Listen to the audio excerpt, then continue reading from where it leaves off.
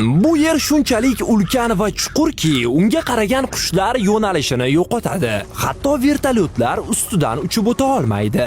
Bu oddiy kon emas. U joy uzoqdan yer shari xuddiki o'z tanasini ochib qo'ygandek ko'rinadi.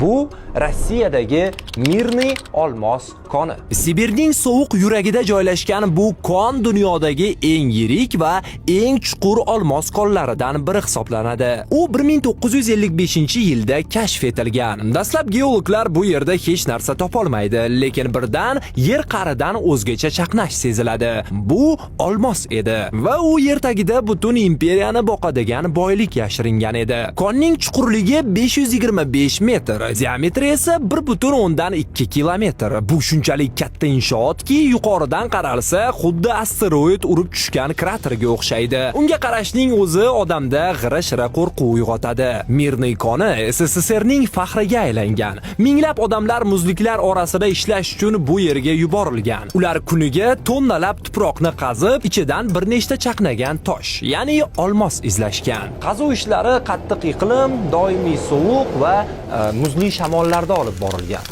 Bu inson sabrining yutug'i edi. Lekin bu yer nafaqat boylik, balki xavf manbai ham bo'lgan. Vertolyotlar bu teshik ustidan uchayotganda pastga tortilib, yo'qolib ketgan holatlar kuzatilgan. Havo oqimlari bu yerdan chiqishga emas, balki ichkariga tortishga o'rgangan.